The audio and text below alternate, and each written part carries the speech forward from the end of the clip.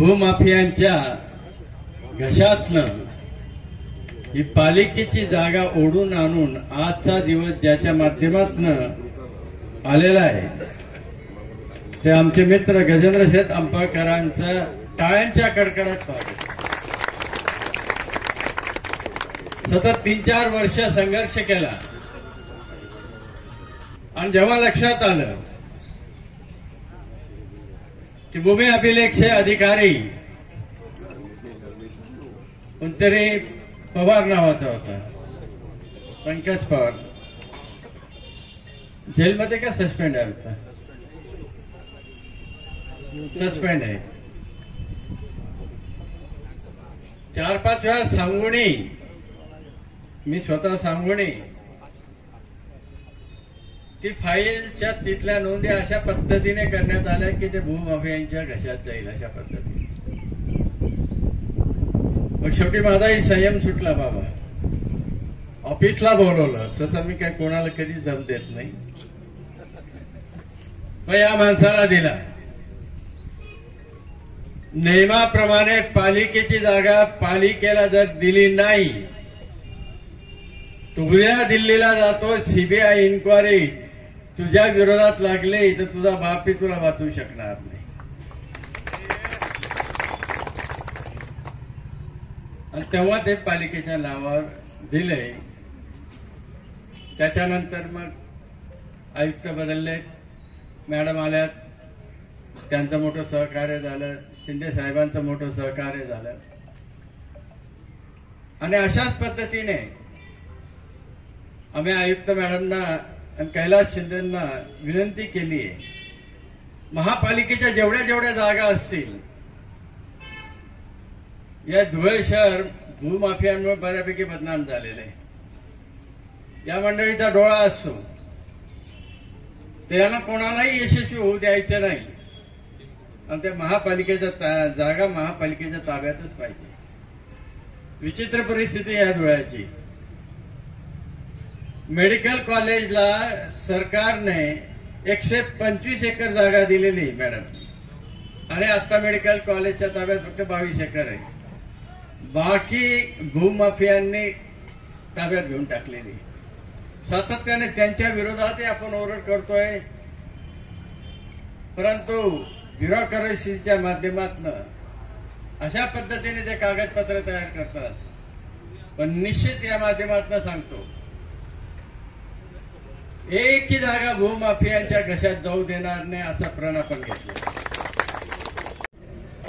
मी आदरणीय डॉक्टर बाबासाहेब सुभाषजी भामरे यांच्या माध्यमातून दसरा मैदानची जी जागा आहे त्या जागेच्या बाबतीत आम्ही मिळून प्रयत्न केलेले आहे आणि त्यात सगळ्यात मोठा सिंहाचा वाटा माझा जरी पाठपुरावा केला, मी हे जरी सत्य असलं तर त्यात आदरणीय डॉक्टर बाबासाहेब सुभाषजी भामरे यांच्यामुळेच ती जागा महापालिकेच्या नावावर झाली आहे, ही सत्य परिस्थिती आहे।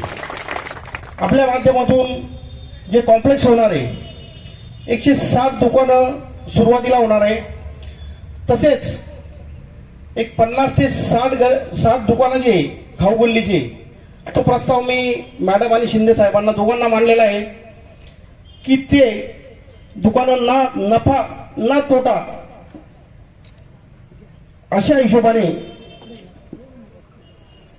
ते आमच्या कार्यकर्त्यांना मिळावे अशी मी तुम्हाला विनंती केली आहे आणि आज परत ती विनंती करतो मॅडम, त्यात कुठल्याही प्रकारचं म्हणजे फेरबदल करू नका अशी माझी नम्र विनंती राहील मॅडम। फक्त गेल्या 5 वर्षापूर्वी ज्यावेळेस मी महापालिकेची माध्यमातून ही जी फाईल आहे ती फाईल मागवली, तर त्यावेळेस मला असं आढळलं की ही फाईल महापालिकेतून पण गायब आहे आणि कलेक्टर ऑफिस मधून पण गायब आहे। मी अधिकारी वर्गांना सांगितलं मला 2 दिवसात 4 दिवसात ही फाईल पाहिजे, 15 दिवसानंतर एक सांगितलं मी उद्या सकाळी गुन्हे दाखल करू म्हणून। त्यावेळेस मला 16व्या दिवशी ही फाईल 50 वर्षापूर्वीचं ते रेकॉर्ड आहे, त्या रेकॉर्ड मधून जी तयार करून दिली ते आदरणीय शिंदे साहेब, परंतु फाईल आमच्या हातात मिळाल्यानंतर माझं असं लक्षात आलं की मूळ मालकाच्या नावावर ही जागा होऊन गेलेली। त्यावेळेस फाईल तयार करून त्या टायमाला सिटी सर्वेला पंकज पवार नावाचे करप्टेड अधिकारी होते. त्या अधिकाऱ्याच्या मागे लागून लागून मी थकून गेलो 15 दिवस. त्या अधिकाऱ्याने कुठलाही मला दुजोरा दिला नाही. त्यावेळेस मी आदरणीय खासदार साहेबांच्या कानावर हा विषय टाकला की तर खासदार साहेबांनी परत त्या पंकज पवार आणि त्यांच्या टीमला सगळ्यांना बोलवून दिलं. आणि आता जर का तुम्ही आज जर हा उतारा महापालिकेच्या नावावर करून दिला नाही तर उद्या सकाळी आदरणीय फडणवीस साहेबांच्या माध्यमातून मी हा प्रश्न विधानसभेत उपस्थित कराल ही माझ्या समोर त्यांनी सांगितलं. खासदार साहेबांनी मला त्याच दिवशी दुपारी 3 वाजता उतारा माझ्या घरी पोहोच झाला. महापालिकेच्या नावावर जागा झाली. ती संबंधित मालकाचं नाव कमी झालं.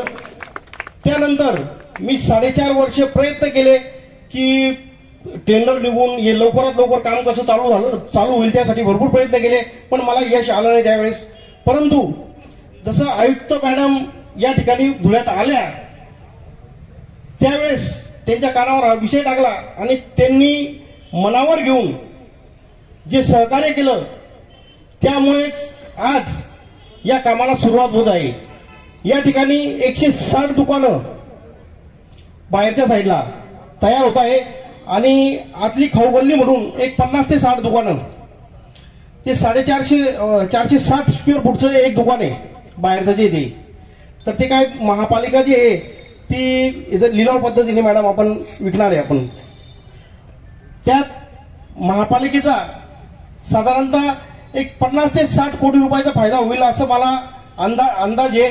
आणि दर वर्षाला साधारणतः 1 ते 1.5 कोटीचं उत्पन्न महापालिकेला या दुकानांच्या माध्यमातून होईल. तसंच शहरातील बेरोजगारीचा प्रश्न हा बऱ्यापैकी 100-150 लोकांचा तरी सुटल. आणि ही माझ्यासाठी सर्वात मोठी आनंदाची गोष्ट आहे